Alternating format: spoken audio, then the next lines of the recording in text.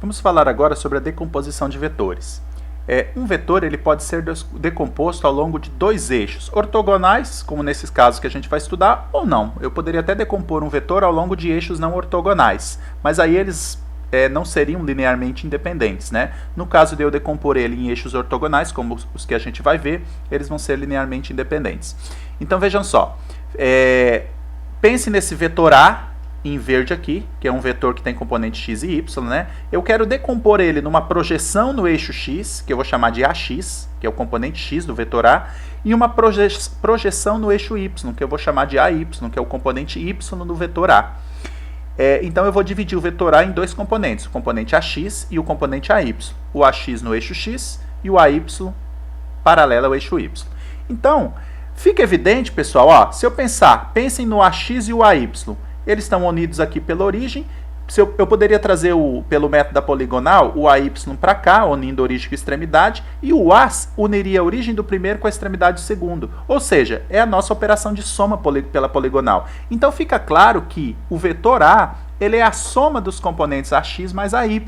Ou seja, a soma dos componentes produz o vetor original. Sempre que eu decomponho um vetor em componentes, a soma vetorial dos componentes se transforma no vetor original. Essa é a parte interessante. Mas quem são AX e AY? Basta a gente, nesse caso que é ortogonal, basta a gente fazer um exercício geométrico usando as operações trigonométricas, né? Ó. Se a gente pensar aqui no AX e no A, a gente vê que aqui tem um triângulo retângulo, né? Aqui temos um ângulo θ, mas esse ângulo aqui é reto. θ pode ser um ângulo qualquer. Então nós temos um cateto adjacente ao ângulo θ e temos a hipotenusa. Ora, qual operação trigonométrica que une cateto adjacente e hipotenusa?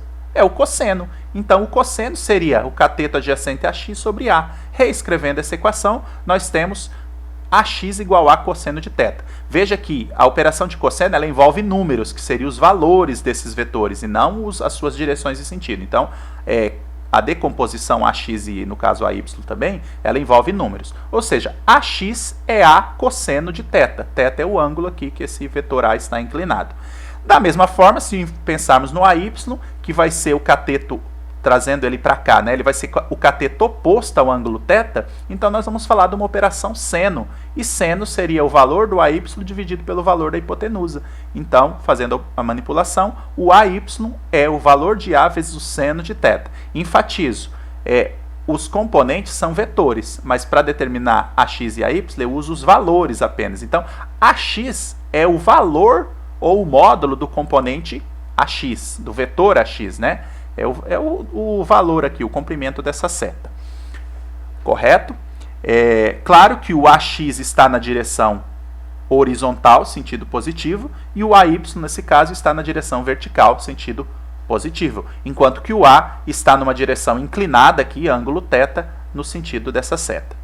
Então, nós temos aqui a decomposição de vetores em eixos ortogonais. Nesse caso, é num plano bidimensional, que é o caso de maior interesse no momento. Mas poderia ser num plano tridimensional, ou poderia mesmo não ser o caso ortogonal. Só que se não fosse, aí eu não usaria essas regras que eu demonstrei.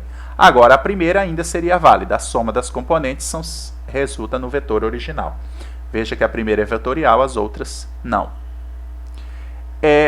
Outra pergunta que surge é o seguinte: como determinar o vetor, né, original a partir dos seus componentes, se eu só tiver o componente?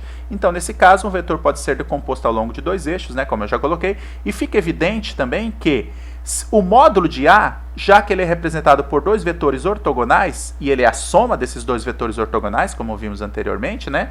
Então ele pode ser representado pela pela regra da hipotenusa, que é aquele caso particular de soma vetorial. Então simplesmente o A ele é a raiz quadrada da soma dos quadrados dos seus componentes ortogonais. Muito fácil. Isso aqui é uma conclusão geométrica, não precisa de muita análise ou muita álgebra para determinar isso.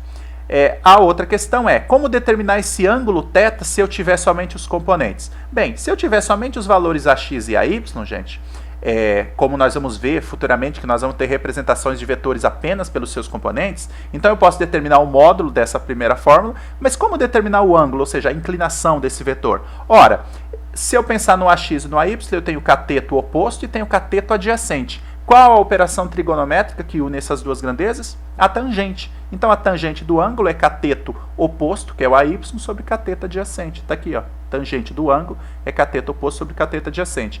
E para determinar o ângulo, então, porque vamos ter o AX e o AY, né? Simplesmente eu uso a operação inversa, né? A arctangente desse valor. Então, se eu tenho um valor aqui, AY sobre AX, a arctangente equivale ao ângulo θ.